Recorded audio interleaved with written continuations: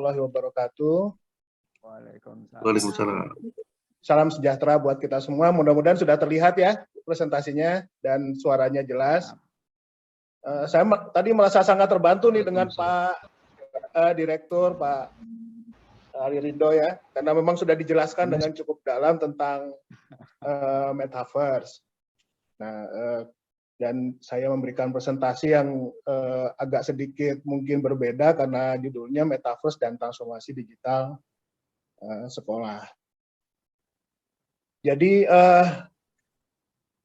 kita rasakan memang dalam beberapa tahun terakhir ini kan perkembangan yang luar biasa ya. Yang 10 tahun lalu, waktu dulu saya dengan Pak Haryadi, 15 tahun ya Pak Haryadi ya, kita bicara tentang TMDG, teknologi media digital dan game. Saya kira pembicaraannya juga sudah bicara cukup jauh. Waktu itu hanya teknologi waktu itu belum terlalu sebaik sekarang. Tidak terbayangkan hasilnya sekarang dalam waktu kurang dari 2 dekade, baru 10 tahun, 12 tahun kemudian situasi sudah sedemikian hebat. Banyak hal yang sebetulnya kita tidak bayangkan akan terjadi dalam waktu dekat. Ya terjadi, walaupun kalau kita lihat di film-film Hollywood sebetulnya masih kalah kita ya dengan apa yang terjadi secara realita, dengan apa yang menjadi imajinasi para pembuat film-film Hollywood itu, ternyata kita masih kalah gitu ya dari sisi imajinasi dan pencapaian teknologi. Kalau dilihat misalnya kayak tahun 2001 Odyssey, itu harusnya kita sudah keluar dari planet ini, yang sebetulnya sudah ada kelihatan mulai. Jadi tahun 2001 harusnya sudah jalan-jalan di Mars dan lain-lain. Tapi kalau kita lihat di tahun 2020 ini sudah mulai muncul, kelihatan ada banyak sekali orang gitu ya, yang sudah sampai pada taraf level seperti itu, seperti kemarin misalnya Jeff Bezos gitu ya, kemudian juga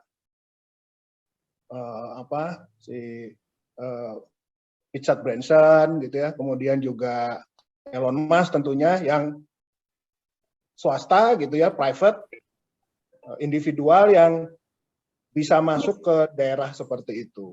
Jadi memang sekarang ini era yang luar biasa, sangat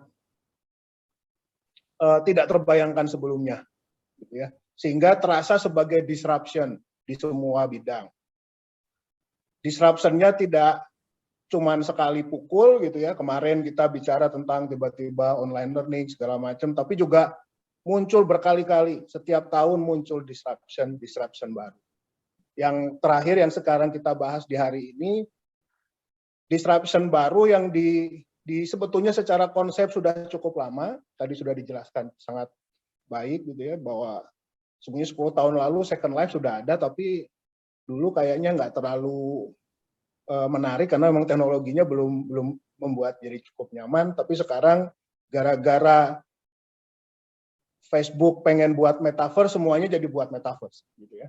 Dan akhirnya kita mau tidak mau terpaksa harus ikut lagi dan melihat bahwa itu cara yang tidak bisa dicegah lagi, menjadi norma di masa depan. 2 tahun terakhir kita dipukul lagi sama sesuatu yang membuat kita terpaksa harus masuk ke situ yang namanya pandemi ini, gitu ya. Jadi secara teknologi kita sudah dipush terus oleh perkembangan teknologi, tapi memang secara perkembangan lingkungannya pun mengharuskan kita mengikuti pola yang muncul di situ. Jadi kalau dilihat ya memang harus dilakukan, gitu. Kalau pandemi kita tidak bisa beradaptasi dengan menggunakan teknologi yang sudah tersedia, kita akan sampai pada kesimpulan akhirnya kita akan punah. Jadi kalau saya bilang waktu itu beberapa kali di internal kami, kalau tidak banyak perubahan yang cukup signifikan, tadi kalau kita bicara paradigma, gitu ya, paradigma tata kelola perguruan tinggi, sepertinya perguruan tinggi nasional akan punah. Dan walaupun mungkin misalnya perguruan tinggi besar seperti ITS, PENS, ITB gitu ya, itu dianggap cukup kuat, tapi kayaknya akan punah juga gitu ya. kalau kita tidak melakukan perubahan-perubahan yang dibutuhkan untuk dapat bertahan di era ini. Termasuk saya kira teman-teman di level pendidikan yang di bawahnya, misalnya SD, SMP, SMA, dan SMK gitu ya. Jadi berubah menjadi satu kebutuhan penting yang mau tidak mau harus kita lakukan. Hal itu terjadi sebetulnya karena memang tidak ada lagi alasan yang cukup masuk akal gitu ya dari sisi teknologi bahwa kita tidak dapat membereskan persoalan kita. Jadi kalau kita lihat sekarang itu kita sangat dekat dengan apa yang disebut teknologi singularity. Apa itu? Titik di mana semua persoalan itu sebetulnya secara teknologi dapat secara potensial dapat diselesaikan. Walaupun kompleksitas persoalan yang dihadapi sangat tinggi. Dan kita sangat dekat sekali dengan titik-titik itu. Jadi melewati titik itu sebetulnya tidak ada alasan secara teknologi bahwa kita tidak dapat menyelesaikan persoalan kita sendiri, kecuali kita memang punya masalah dengan diri kita sendiri. Nah, apa yang terjadi pada saat poin teknologi singularity ini, ya tentu saja kita akan lihat tiga tipe bangsa muncul dari situ. Ada bangsa yang dapat memanfaatkan dengan baik potensi peradaban manusia itu, gitu ya, sehingga dia dapat menyelesaikan persoalannya dengan baik, sehingga persoalannya semakin sedikit, dan dia bisa thriving, gitu ya, semakin produktif dan semakin besar, negara yang semakin makmur. Tapi ada juga bangsa yang tidak mampu memanfaatkan itu. Jadi kalau kita lihat segitiga people proses teknologi, kita masih teknologinya sudah tidak ada lagi alasan bahwa kita tidak dapat menyelesaikan banyak persoalan itu, gitu ya. Kemudian kita tapi kalau kita masih punya masalah di people dan proses, ya akhirnya kita akan jadi bangsa yang tertinggal, gitu ya. Dan saya kira itu yang kita tidak inginkan kita hasilkan, kita dapati di bangsa kita. Gitu. Jadi teknologinya sudah tidak ada masalah, tinggal people dan proses. Itu yang kita harus kejar. Ini ke arah ke apa yang terjadi sekarang sebetulnya kan proses yang bagian dari evolusi peradaban. Jadi kalau kita lihat dari industri 1.0 to industri 4.0 gitu ya, sampai ke metaverse dan lain-lain tadi, itu kan sebetulnya ada 4 hal yang muncul di situ. Yang pertama ada mekanisasi, kemudian bagaimana membuatnya menjadi masif, kemudian ada muncul digitalisasi karena komputer muncul, kemudian digitalisasi tadi membuat komputer punya dampak yang semakin bagus dengan pola yang semakin smart gitu ya, smartization. Nah, langkah berikutnya sebetulnya digitalisasi dari kita sendiri, gitu. Yang tadi akhirnya muncul sebagai konsep metaverse. Digitalisasi semua yang muncul di alam ini, gitu ya. Nah, saya ingin sedikit mengulas sedikit tentang apa yang sebetulnya muncul di era sekarang terkait dengan cyberspace, gitu ya. Jadi sebetulnya ada 2 konsep yang dari beberapa tahun kemarin sudah kita bicarakan cukup banyak, gitu ya. Pertama adalah persoalan digital twin. Digital twin itu artinya semua hal yang ada di dunia fisik itu sekarang sedang berlomba-lomba dibuat kembarannya di digital world, di cyberspace. Kemudian bukan. Terminologi kedua tentang cyber physical system. Itu ada bahwa semua sistem yang ada sekarang sebetulnya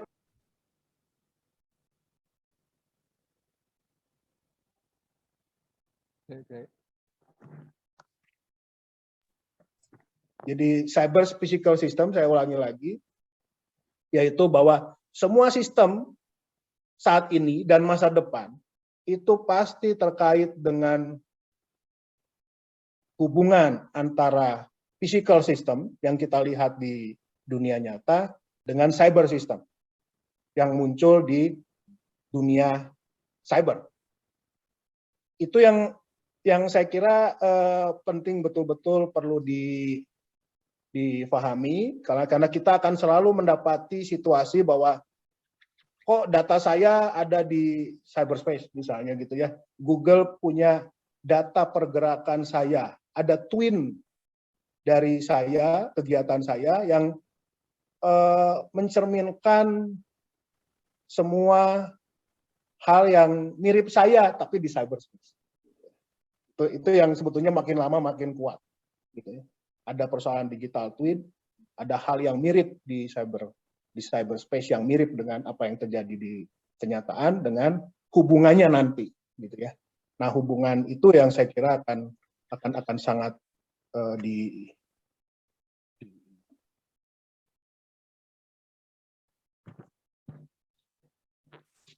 hal lain sebetulnya kalau dari sisi kami di perguruan tinggi yang kebetulan biasanya mengurus hal-hal seperti ini, kami melihat polanya sebetulnya terdiri dari 4 layer. Jadi kalau dilihat aplikasi modern yang tadi mengendorse persoalan cyber physical system maupun juga digital twins, penggunaan digital twins, itu sebetulnya bagian dari sistem yang terdiri dari 4 layers tadi, yaitu kalau kita lihat semua aplikasi modern terdiri dari layer paling bawah, instrumentasi, bagaimana mendigitalisasi, kemudian data dikumpulkan dan kalau perlu digunakan langsung dibalikkan kembali juga bisa. Kemudian pada layer berikutnya yang kami biasanya sebut sebagai tataran sistem informasi, bagaimana data diorganisasi untuk kepentingan di atasnya, untuk kepentingan masa depan. Kemudian di tataran berikutnya ada tataran bisnis intelligence ketika semua data sudah dikumpulkan sedemikian besar, gitu ya, sehingga dapat diolah untuk mendapatkan informasi baru.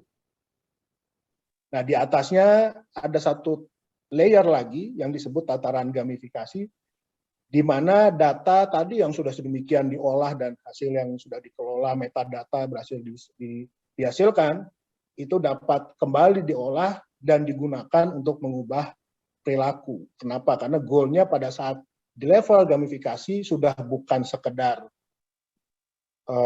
informasi yang kita konsum, tapi sesuatu yang kita harus gunakan untuk mengubah misalnya perilaku dari sistem.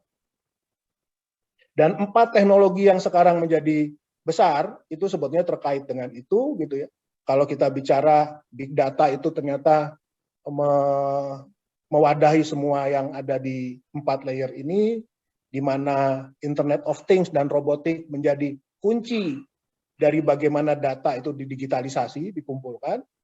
Kemudian data processing, modeling, dan artificial intelligence menjadi kekuatan bagaimana data itu diproses. Sedangkan bagaimana berhubungan dengan manusia, muncullah apa yang disebut human content interaction. Yang sekarang mungkin ada VR, AR, yang salah satu aplikasinya yang muncul sekarang tentu saja dalam bentuk metaverse.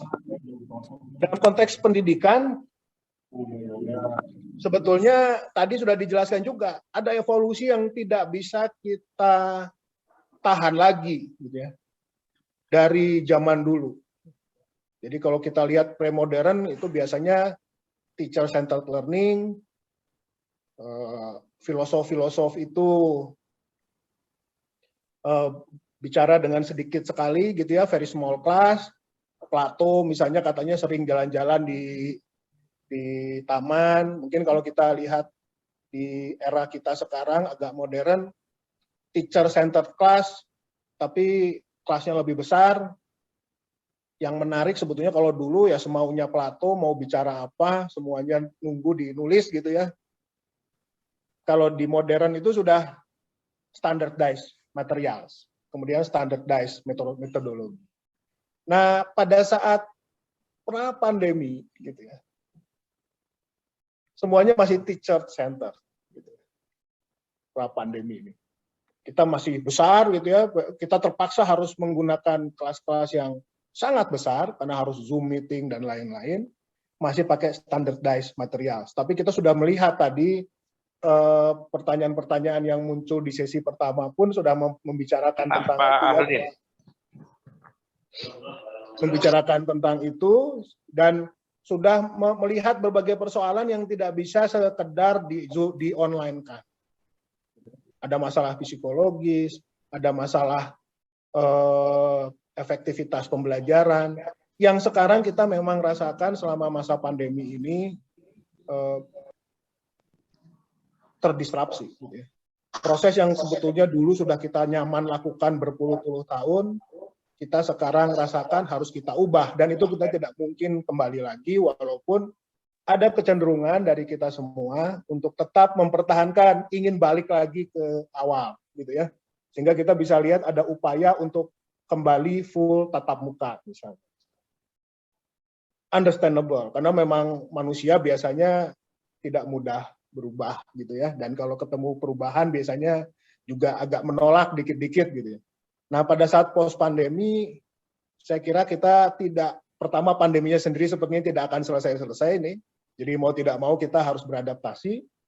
Nah, knowledge terdemokratisasi, tadi Pak Ali Ridho malah bicara tentang banyak sekali di YouTube konten yang lebih baik dari yang kita sudah siapkan untuk siswa-siswa kita. Itulah paradigma yang penting sebetulnya muncul di era sekarang, bahwa kesadaran bahwa guru itu fasilitator, bukan sumber ilmu pengetahuan. Di satu sisi tadi Pak Gatot juga cerita tentang bagaimana guru itu tidak akan tergantikan. Tapi betul sekali kata Pak Gatot bahwa guru yang bagaimana yang tidak tergantikan. Gitu ya. Nanti kita sedikit bahas di bagaimana sebetulnya apa yang terjadi sekarang. Jadi tren ini tidak akan bisa ditolak lagi. Sesuatu yang tidak mungkin kita kembalikan ke era sebelumnya, walaupun kembali semuanya menjadi normal. Nah, kami di PPTIK sebetulnya punya skema tentang bagaimana transformasi digital sekolah, bagaimana sekolah menghadapi pola-pola seperti ini, gitu ya. Nah, kami melihat sebetulnya ada beberapa hal yang penting sekali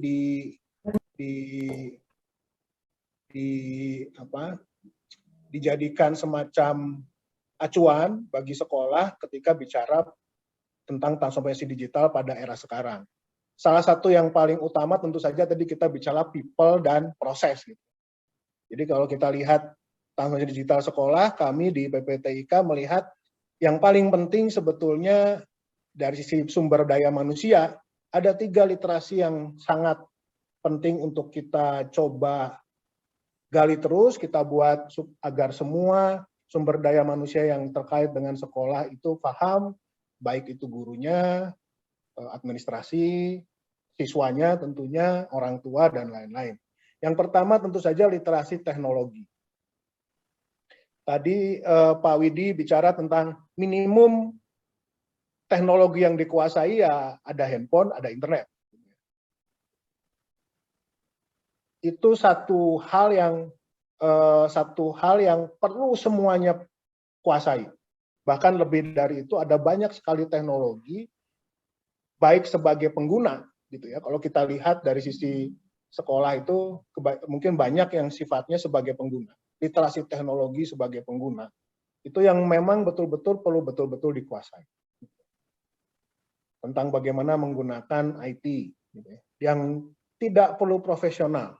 Jadi literasi teknologi seperti itu harus dibiasakan menjadi bagian kebiasaan hidup sekolah itu sendiri. Kemudian yang kedua, hal yang sangat penting ketika menghadapi era ini adalah literasi data. Mungkin kita belum punya banyak data, tapi kesadaran bahwa data itu penting, gitu ya, bahwa data yang valid itu penting. Sebagai pengguna tentu kita juga sumber dari data, gitu ya. Jadi kalau misalnya bicara di sekolah, misalnya sekedar data absensi saja itu hal yang penting, gitu ya. Walaupun kita belum tahu mungkin itu data itu akan digunakan seperti apa. Nah, kesadaran bahwa data penting kemudian dikumpulkan dengan metodologi yang proper itu merupakan kunci bagaimana nanti sekolah dapat menghadapi era yang sekarang. Dan yang ketiga sebetulnya yang mungkin agak sedikit kontraintuitif, kami di PPTIK ITB melihat pentingnya literasi kemanusiaan. Apa itu, Pak?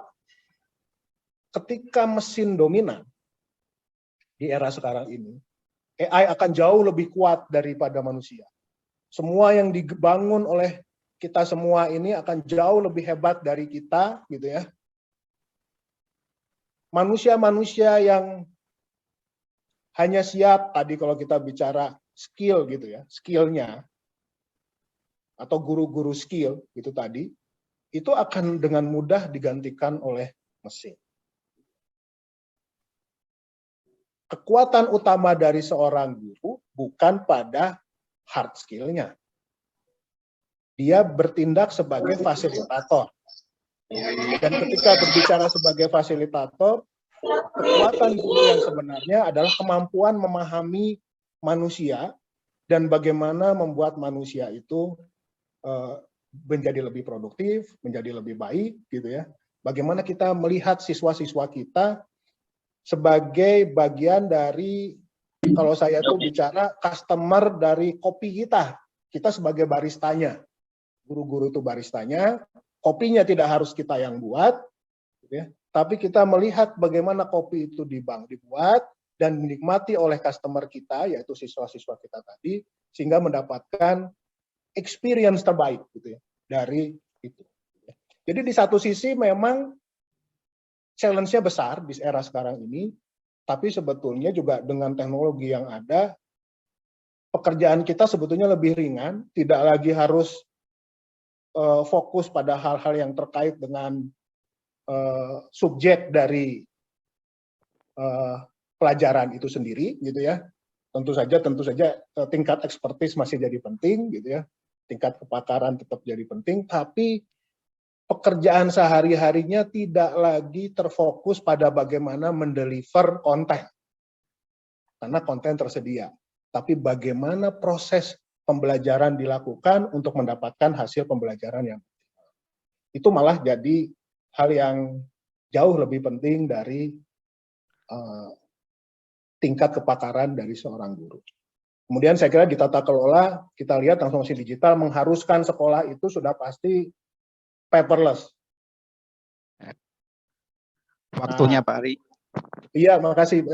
Siap Pak Abe. Paperless gitu ya. Jadi itu yang biasanya cuma sekedar ditaruh di web. Gitu ya. Nah, konsep tentang paperless itu yang sebetulnya perlu sekali dimulai dari perubahan paradigma dari tata kelolanya sendiri. Saya akan coba percepat saja. Kemudian sistem pembelajarannya yang tadi ya, karena sudah besar dan lain-lain, kita nggak mungkin lagi teacher center, harus student oriented learning. Sebanyak mungkin problem based learning dan project based learning. Kemudian konten pembelajarannya, ya, substansi pembelajarannya itu tentu saja tetap penting, tapi tadi karena pembelajaran itu mendidik manusia, tentu kita bicara tentang literasi teknologi, literasi data, dan literasi kemanusiaan. Nah, ini kita bicara sebetulnya baru nih di situ metaverse masuk, gitu ya. Tadi kita sudah bicara histori yang cukup panjang dan lain-lain. Sebetulnya kalau saya mencoba membuatnya sederhana, metaverse itu sebetulnya 3D cyberspace yang terkait sosial media, terutama yang terkait dengan Facebook, gitu ya. Dulu ada Second Life yang tidak terlalu jalan. Nah, sekarang kita lihat ada berbagai macam company yang akan berlomba-lomba nih. Jadi kita ingat bahwa ini sosial media. Ada Facebook, Microsoft Mesh, Roblox, dan lain.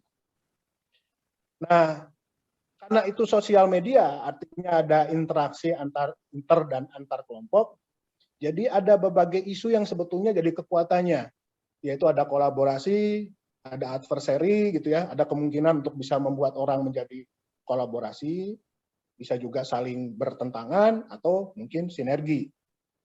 Kemudian hal yang lain dari metaverse karena dia itu cyberspace, mungkin sekali dan sangat kuat, tadi juga sudah dijelaskan oleh Pak Ali Ridho, berbagai macam contoh yang memperlihatkan kemungkinan yang muncul di situ, simulasi, gitu ya, problem based dan project based. Jadi kalau kita lihat di metaverse dalam transformasi digital sekolah, kita akan lihat di 4 hal tadi, tata kelola, sumber daya manusia, dan lain-lain.